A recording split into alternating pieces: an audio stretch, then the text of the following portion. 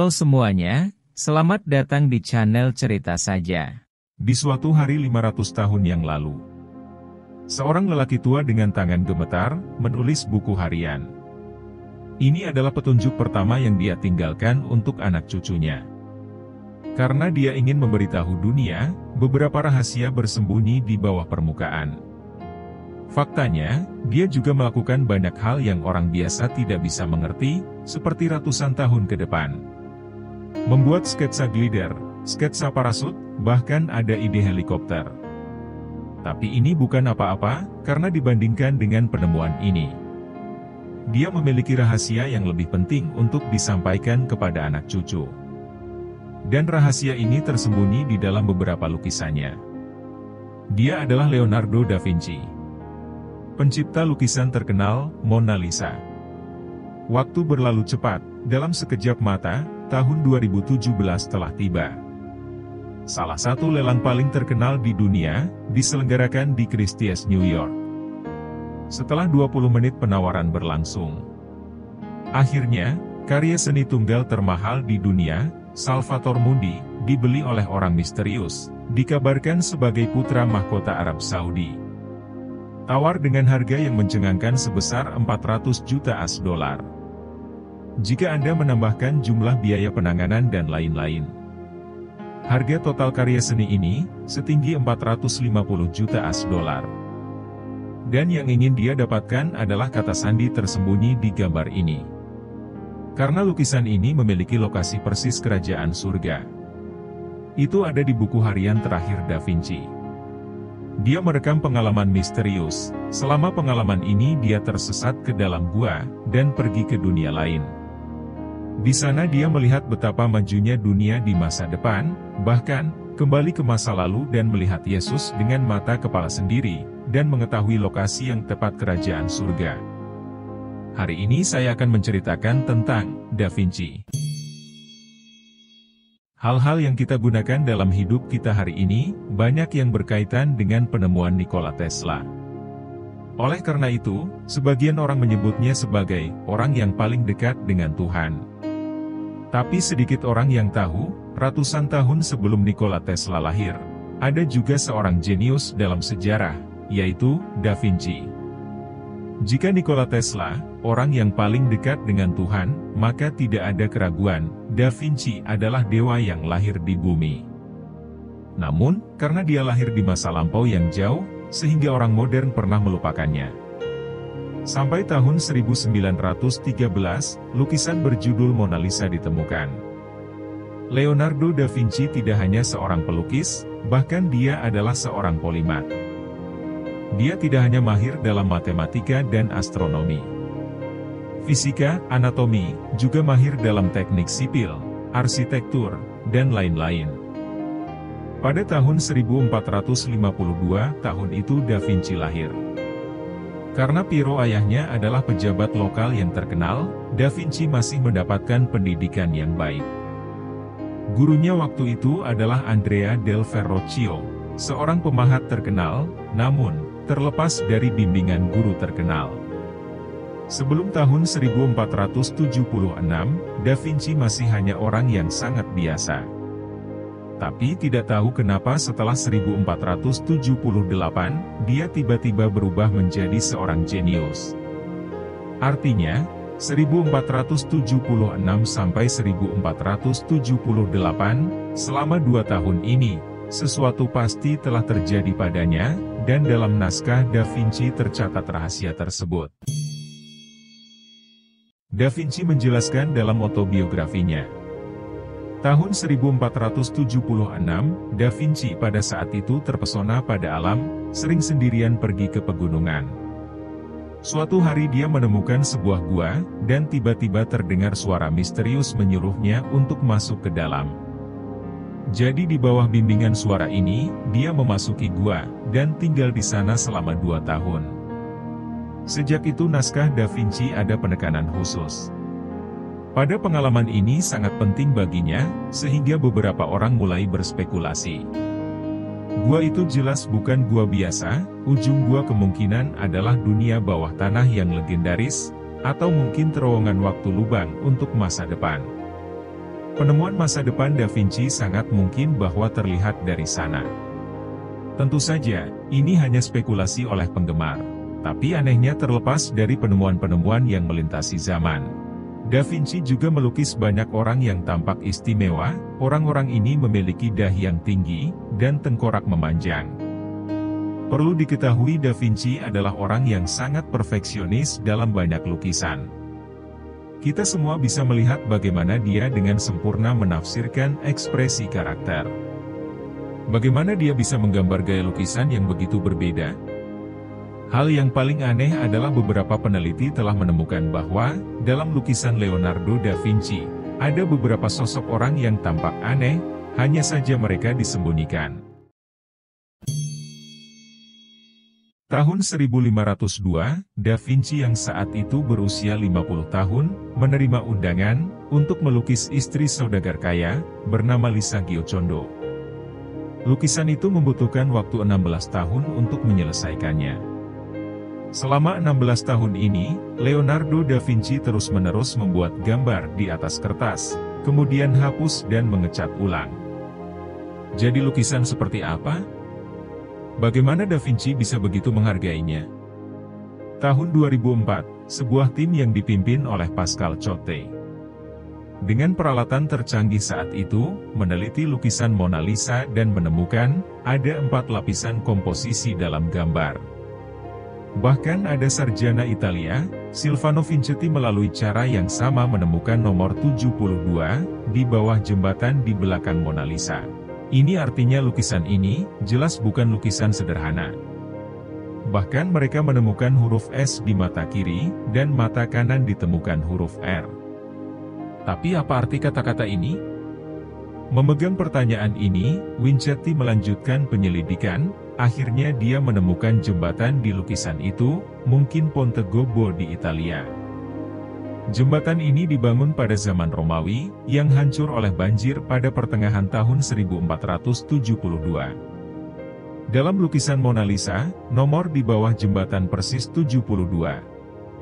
Artinya, kumpulan angka ini memang bermakna. Sangat mungkin untuk menyiratkan bahwa setiap kata dalam lukisan, memiliki arti khusus. Kemudian huruf S dan huruf R, apa artinya? Dalam penyelidikan selanjutnya, beberapa orang berpikir mungkin itu menyiratkan. Identitas sebenarnya dari karakter dalam lukisan adalah murid kesayangan, dan kekasih Da Vinci yaitu, Shalai. Karena singkatan dari Shalai adalah, Sendel. Kemungkinan Da Vinci, sembunyikan identitas karakter dalam lukisan. Karena sosial pada saat itu tidak mendukung homoseksualitas, jadi Da Vinci hanya bisa meninggalkan petunjuk di lukisan itu, untuk mengungkapkan kasih sayang kepada orang yang dicintai. Faktanya, ketika kita mengambil potret Shalai dan dibandingkan dengan Mona Lisa, mereka sangatlah mirip. Dan atas kehendak Da Vinci, dia menjelaskan setelah kematiannya, untuk memberikan Mona Lisa kepada Shalai. Yang aneh adalah setelah orang-orang mencerminkan Mona Lisa, jari-jari pada 2 gambar saling tumpang tindih, muncul makhluk tak dikenal yang memakai helm. Pada saat itu, kejadian ini menyebabkan diskusi yang panas, beberapa orang berpikir itu hanya kebetulan.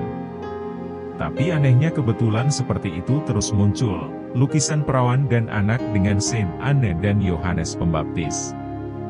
Setelah dicerminkan, Anda akan melihat makhluk helm, yang mirip dalam film Star Wars Anakin Skywalker. Dalam lukisan, The Virgin and Child with Saint Anne, makhluk berhelm ini muncul lagi. Berbicara tentang lukisan Da Vinci, selain Mona Lisa, ada juga lukisan terkenal yaitu, Perjamuan Terakhir. Suatu malam di tahun 33, Yesus tiba-tiba memanggil 12 murid untuk makan malam. Saat makan malam itu, Yesus berkata kepada mereka, "Salah satu dari kalian mengkhianatiku." Perjamuan terakhir, Da Vinci seperti foto. Menangkap gerakan tubuh dan ekspresi wajah semua orang pada saat itu. Dalam lukisan dinding ini Yesus merentangkan tangannya. Duduk di tengah dengan pandangan yang melihat situasi. Murid-murid lainnya dibagikan dalam kelompok yang terdiri dari 3 orang. Karena Da Vinci tidak meninggalkan pesan siapa pengkhianat Yudas. Kita hanya bisa mencari petunjuk di gambar untuk menemukannya. Dan ini ada beberapa versi. Dihitung dari kanan Yesus, yang kedua adalah Yudas si pengkhianat. Karena pria ini, dia memiliki koin 30 perak yang dia dapatkan dari mengkhianati Yesus. Selain orang ini, pria yang duduk di sebelahnya, juga dicurigai sebagai pengkhianat, karena dia memiliki pisau di tangannya. Dan saat semua orang sedang menyelidiki perjamuan terakhir, seseorang memperhatikan pria di sebelah kanan Yesus terlihat agak aneh. Awalnya semua orang mengira pria di sebelah Yesus, itu adalah murid kesayangannya, Rasul Yohanes. Tetapi Rasul Yohanes adalah seorang pria, namun, orang yang dilukisan seperti wanita. Hanya orang ini yang tidak memiliki karakteristik pria, bahkan, jika posisi orang tersebut disesuaikan. Dapat melihat Yesus dengan orang ini, dapat melekat sempurna satu sama lain. Bahkan, sudut pakaiannya dipadukan dengan sempurna, dan lipatan pakaian pun bisa dicocokkan.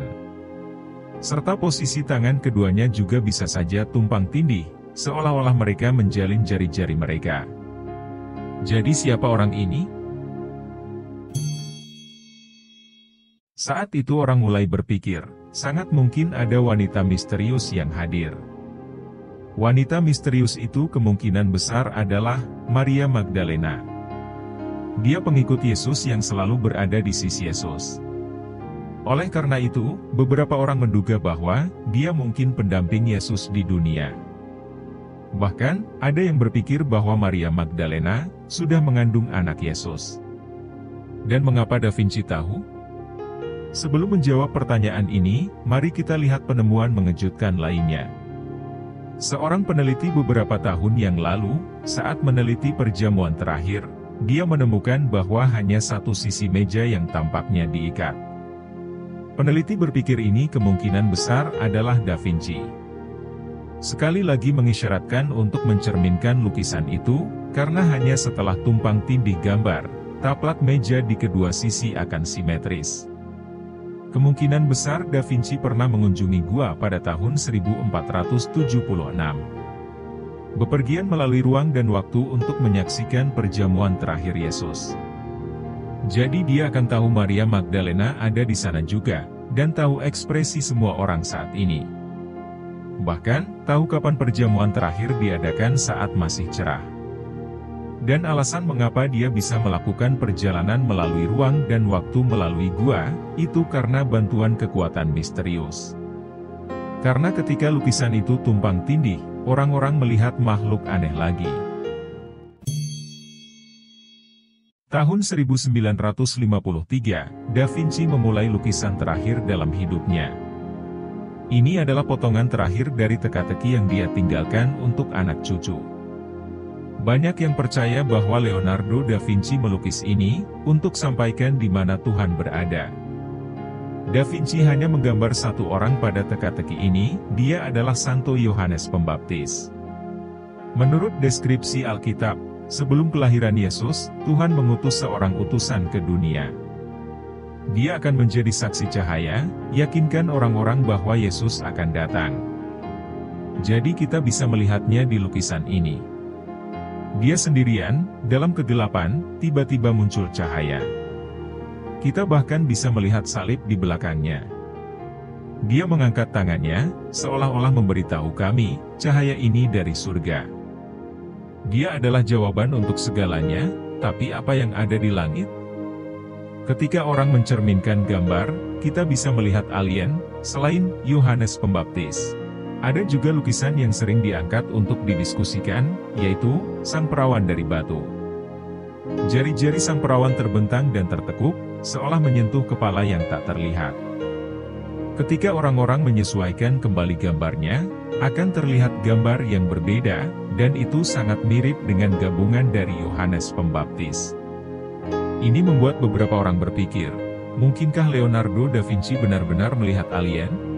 Dengan bantuan alien saat itu, apakah dia melihat dunia yang berbeda? Bahkan tahu di mana Tuhan berada, dan dia mencoba untuk berbagi dengan kita semua informasi yang dia tahu. Tahun 1506, Da Vinci mulai melukis Sang Penyelamat. 3 jari tangan kanan Yesus dalam lukisan itu melambangkan Ayah, Anak, Roh Kudus. Tangan kiri memegang bola kristal, yang melambangkan bumi. Dan keanehannya ada di bola kristal. Secara umum bola kristal membiaskan cahaya. Jadi ketika kita melihat benda melalui bola kristal, objek di belakang akan berubah bentuk secara visual, tapi tidak terjadi di gambar ini. Untuk seorang perfeksionis seperti Da Vinci, adalah kesalahan yang hampir mustahil. Sangat mungkin Da Vinci sengaja meninggalkan petunjuk, tujuan sebenarnya adalah 3 titik putih pada bola kristal. Saat ini, banyak ahli percaya bahwa itu adalah sabuk Orion. Secara kebetulan, 3 piramida terkenal di Mesir, juga sesuai dengan sabuk Orion dalam mitologi Mesir. Setelah kematian, orang akan pergi ke kehidupan berikutnya untuk mendapatkan kehidupan abadi. Kehidupan akhirat berada di sabuk Orion, mungkinkah lokasi sabuk Orion yang disebut surga? Dan apakah Tuhan tinggal di sana? Tidak hanya itu yang ditemukan oleh seorang seniman Argentina, Jose Alfredo de Andrés mencerminkan lukisan tersebut. Anda akan melihat 2 versi Sang Penyelamat, yang di sebelah kiri melambangkan manusia yang menghuni bumi. Di sebelah kanan adalah Dewa Surga. Menariknya, pada sosok yang melambangkan manusia, kita bisa melihat panah menunjuk ke atas. Para sarjana percaya ini mewakili di mana kebenaran terletak. Totem seram ini melambangkan dewa palsu. Lebih jauh ke bawah adalah DNA manusia. Akhirnya tengkorak manusia. Kita bahkan bisa melihat ubun-ubun yang masih belum tertutup sempurna, seperti manusia yang baru lahir. Dan bagian dari Tuhan, pertama-tama Anda akan melihat grafik yang mirip dengan cawan suci, ini bagian ovalnya. Beberapa ahli percaya bahwa ini merupakan ledakan besar alam semesta. Maka inilah DNA Tuhan, tidak seperti manusia. DNA Tuhan dapat terhubung ke alam semesta, sedangkan DNA manusia tertutup, karena kita tidak terhubung dengan alam semesta. Hal terakhir yang terlihat adalah wajah alien, dan ubun-ubun mereka tertutup. Menurut para ahli, dia berpikir bahwa Da Vinci tidak hanya memberitahu semua orang, Tuhan tinggal di konstelasi Orion. Dia bahkan menjawab pertanyaan antara manusia dan Tuhan, perbedaan paling mendasar, itu karena DNA kita tidak bisa terhubung ke alam semesta, jadi inilah perbedaan antara manusia dan Tuhan. Oke, jadi bagaimana menurut kalian semua? Apa pendapat Anda tentang lukisan Leonardo da Vinci? Apakah itu benar-benar berisi kata sandi? Apakah Anda percaya dia telah melakukan perjalanan ke waktu dan ruang yang berbeda? Yang paling penting adalah apa pendapatmu tentang Orion? Apakah di situ benar ada Tuhan? Silahkan meninggalkan pesan di bawah untuk diskusi ya.